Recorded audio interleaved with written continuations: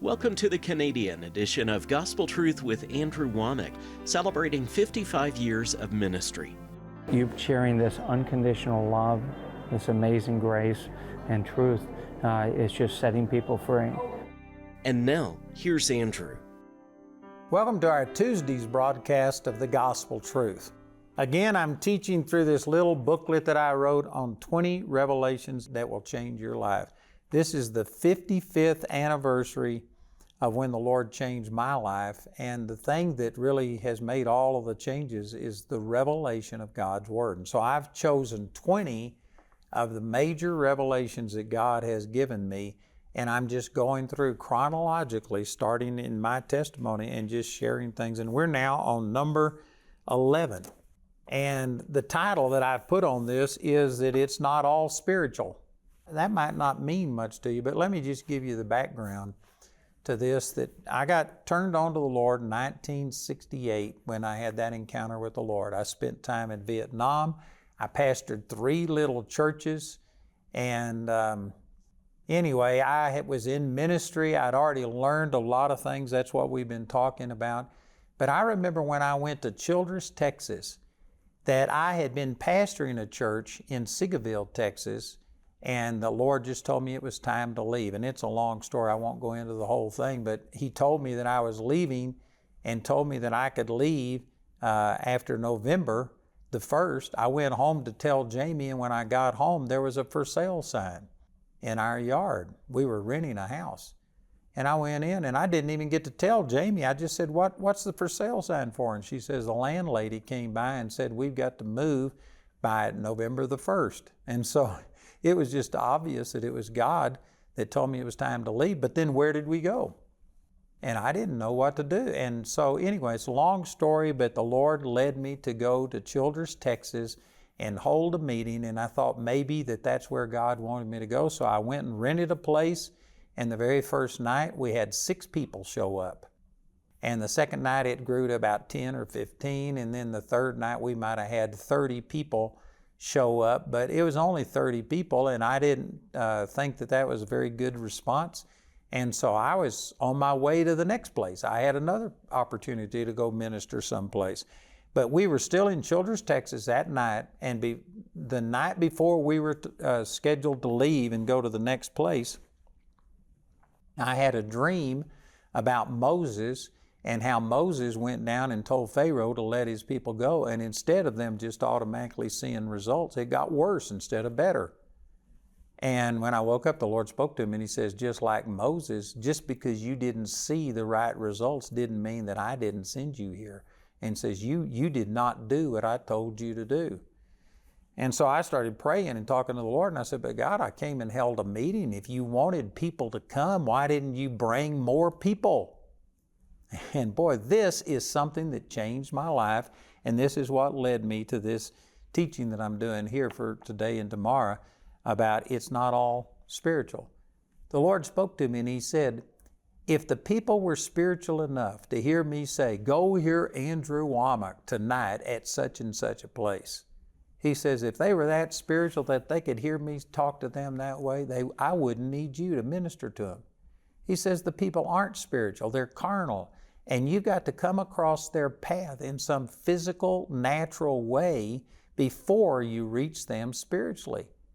And He says, you just hung up a sign and waited on people to come.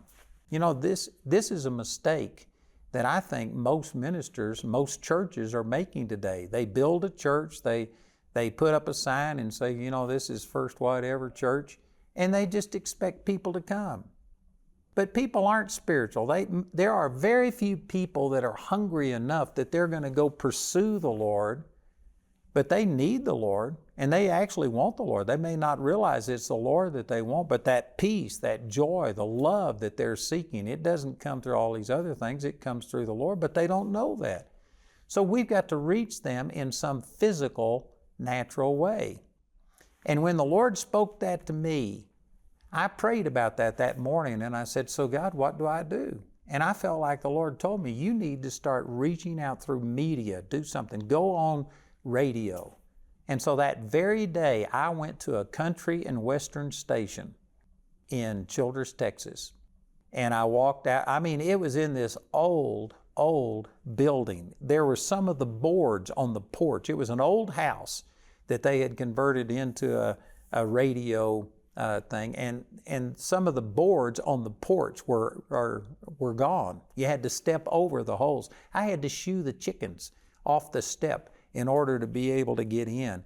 And when I went in, it turned out that there was a man there. Burl Bumpus was his name, and he was a Baptist pastor, and he was the one that was running this country and western station.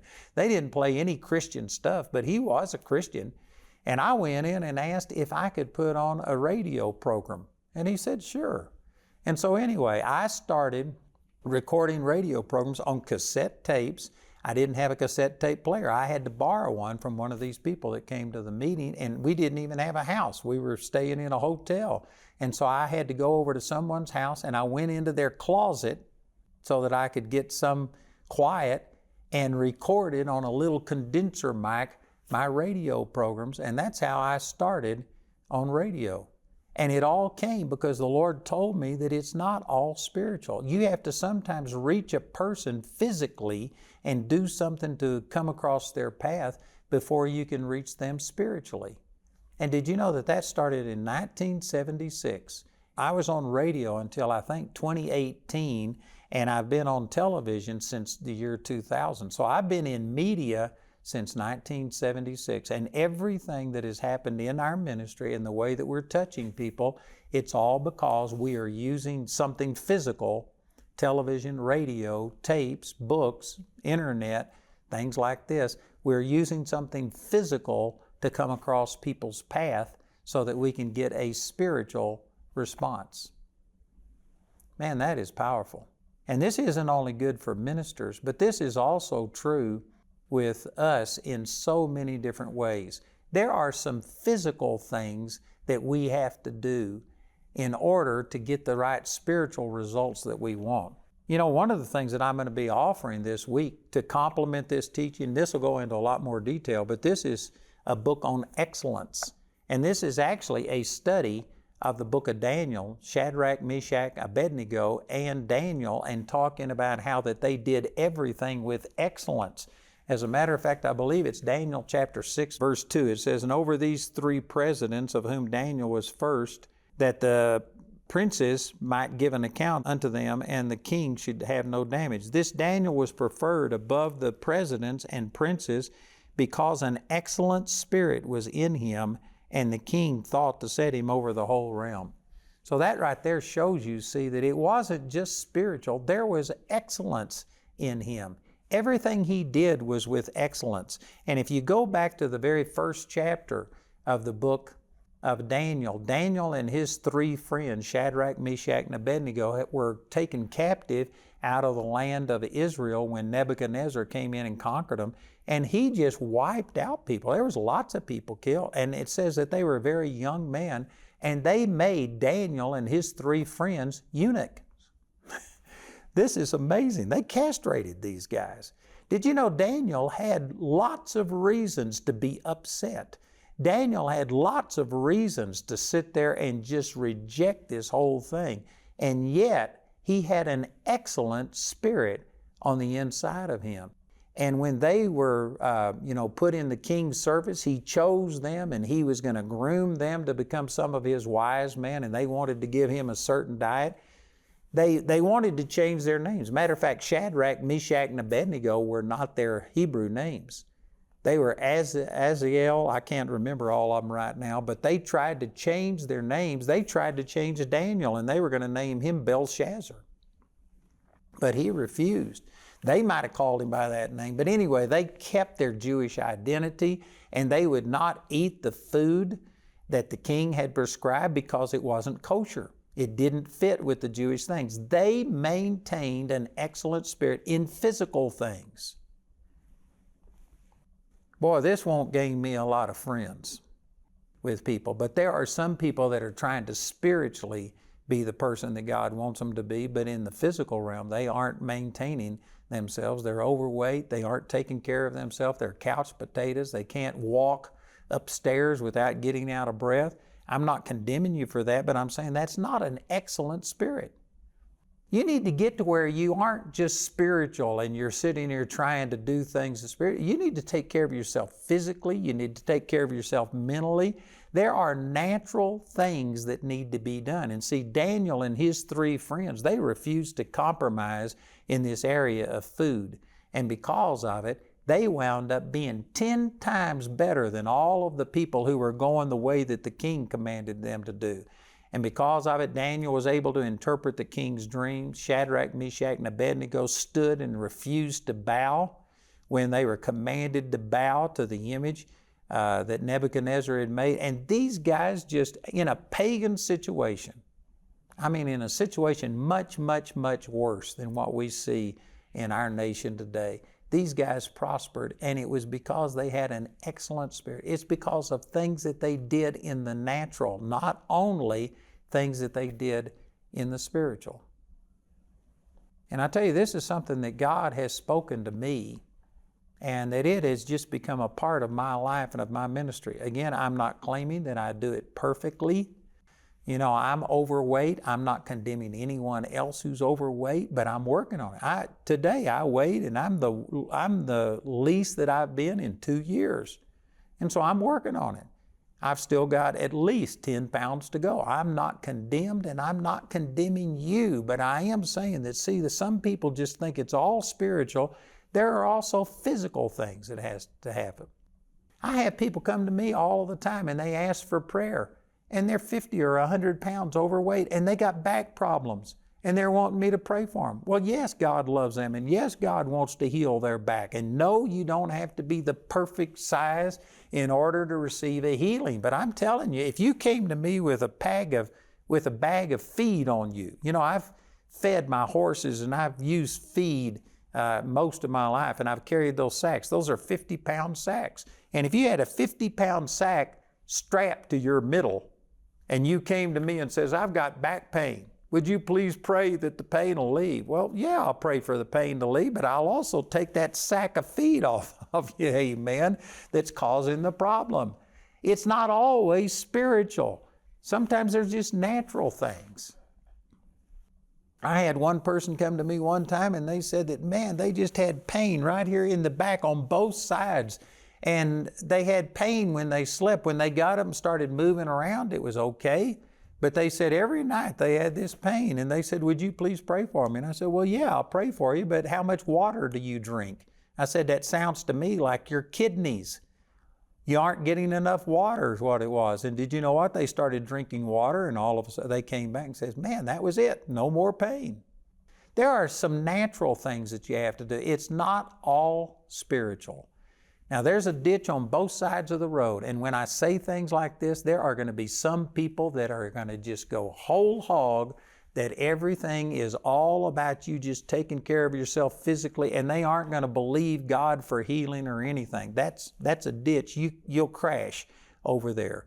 And I've literally seen some people die who believed that healing was provided for them, but they were so strong into all the natural things that they just committed themselves to that, and their faith was actually in these natural herbs and different things more than it was in God. And I believe it actually was one of the reasons that they died and didn't see their healing come to pass, because their faith was just in physical things. But then I've seen other people that had their faith over here for healing, but they weren't taking care of their body. There is a balance between these two. There's a ditch on either side of the road. If you want to reach your destination, you got to go down the middle. So please don't take what I'm saying and go to such an extreme that if you aren't taking care of yourself, that you aren't going to sit there and believe God and you're just going to give up, well, I deserve what I'm getting. No, you believe God, but you work on both ends of this thing at the same time. There are spiritual things, and then there are physical things, and many times they intertwine and overlap, and it's not all spiritual. So you've got to just see, is there something physical that I need to do? You know, I was just talking to a minister just 2 days ago. Well, maybe 3 days ago now. And anyway, they work for a person who, I'm not critical, I'm not going to name the name of the person, but they work for a minister who refuses to allow anybody on their staff to even admit that there is a financial need. They can't admit it. They can't promote it.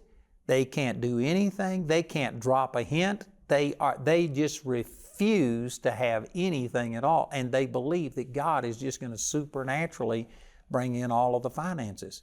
Did you know that really sounds good? And I've even heard people use George Mueller as an example of this. George Mueller is a guy who lived back in the 1800s, and he ran an orphanage, and he wound up having hundreds and hundreds of people in his orphanage, and he wrote a book about this and talked about he trusted God as his source, not man. He wouldn't go ask people for money, and he actually gave examples of how they would sit down at a meal and have no food whatsoever. But what they would start blessing the food and thanking God for His provision, and while they were praying, someone would knock on the door, and here's a truck that drove up and had all of this food, and he used that, and people use that as an example that, see, you just don't mention it to anybody. But what they miss is that even though he didn't, specifically go ask people for money and stuff like that, he did put out a newsletter, and in the newsletter he would talk about what the needs of the orphanage was, how much food it took, and he would list these kind of things to give people information. And somebody who drove up with the truck had read the newsletter. Now, the timing of it was definitely supernatural. I am not saying that it wasn't God, but there are natural things involved. In the beginning of my ministry, I was pretty much like this other person I was talking about, and I wouldn't let anybody know that I had any needs whatsoever. And we were in critical situation. And anyway, I had this dream. And in this dream, I was in Dallas, and one of my partners that I knew walked up and said, "How are you?" And I said, "I'm blessed." And he said, "I know you're blessed, but I want to know how things are going." He says, "Do you have enough money? Do you have the money that you need?" And the way it was presented to me, I would have literally had to have lied to the guy to keep from telling him what the need was. And so I just said, "Well, here's the situation." And I told him what our need was. And he actually got mad at me. And he said, "I'm a partner. God has told me to partner with you and help you, and you aren't giving me the information that I need in order to be a partner." He says, "Why won't you say this?" And I said, "Well, I've just been talking to God." And he says, "You have not because you ask not." Quoted that scripture out of James chapter 4. And anyway, I told him. So when I woke up from this dream, I really felt like this was God speaking to me that I needed to tell my partner. So I wrote a 2 or 3 paragraph thing. I did not manipulate them. I didn't, cry that we're going to go off radio if you don't give. I didn't do any of those things. I just said that, look, God told me I need to tell people, give them the information they need to be a partner. Here's the need, and if God is speaking to you, then help us. And at that time, this is way, way, way back. This is 30 or 40 years ago. I think we had, I couldn't even tell you, but I think it's around 3,500 people that were totally on our mailing list. Those certainly weren't all partners. Those are just the total number of people. Might have been as many as 5,000 people. And I just wrote that little thing. I didn't even put a return envelope in there. I didn't do anything. I just said, "I'm obeying God. Here's the need." Did you know that we got $53,000 came in from that little letter that I sent out to 5,000 people maximum? We had $5,300 come in 2 weeks, and it was miraculous. And God showed me that, you know what, you need to give people the information that they need in order to be a partner. There are people that are watching this program and that you've been blessed by it, but you've never given. And I'm not condemning you, and you aren't my source. God is my source, but God uses people. And so this person that I was talking to last week, I said, it's not that you beg people for money, but you need to let people know what's going on. If people were spiritual enough to hear the Lord say, "Go give this money to so-and-so," there are a few people that are in tune with God that way, but they're few and far between. And there are many people who get blessed by this ministry, by other ministries, but you never respond, you never give, and you need people to sit there and say, "Here's the need." You don't need to be manipulated. You don't need to be condemned. You'll never hear me say, "We're going to go off television if you don't give," and I'm not going to beg for money. I am not a beggar, But man, I do sit there and tell people that here's the need, and we encourage people to give. And I don't condemn people. I don't reject anybody. You know, we offer all of these things. We'll have a suggested donation on this book. But did you know over 50% of the people who contact us never give a penny? They don't give anything, and we give it to them anyway. It is a suggested donation. It is not a minimum amount. And we have given away over, I don't know, we quit counting it, a little over 100 million books, CDs, DVDs, and things that we've given away. And that doesn't include all of the free stuff that's on our website. I'm not manipulating people. I am giving. My heart is to give. But I'm aware that we can't just continually give if people don't ever give back. And so we'll often say things like, you know, this little booklet is our free gift to you. And we'll say our partners have enabled us to do that. Without me criticizing, condemning you, manipulating you or anything, I'm just trying to let you know that it does take money to put these out. And our partners have enabled us to do it. It's just a real brief reference. And because of that, God meets our needs.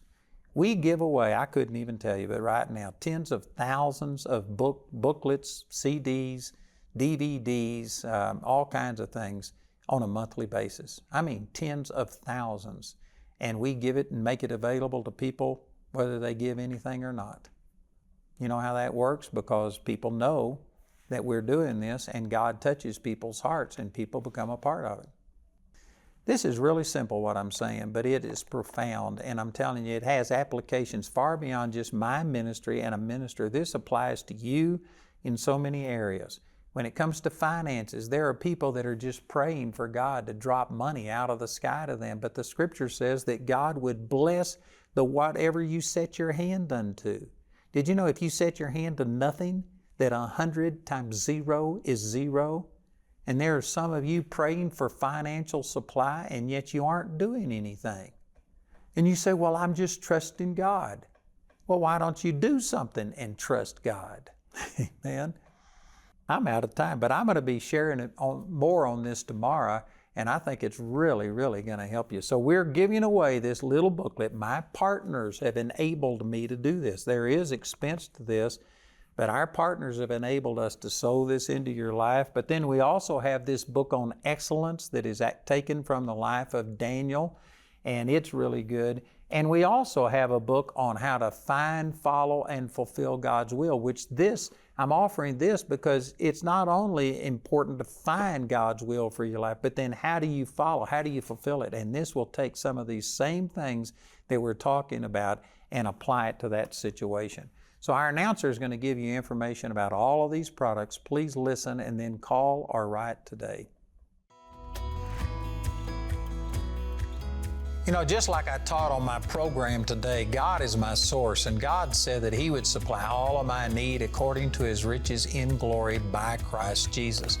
But He's not going to counterfeit the money. He's not going to drop it out of heaven. The way that God meets my needs, the way that God is going to supply all of these buildings that we're building for Charis Bible College is through people. And so I've just been coming to you. This is a kind of a new thing I've only done the last 2 or 3 months on my television program, is just telling people, presenting the need.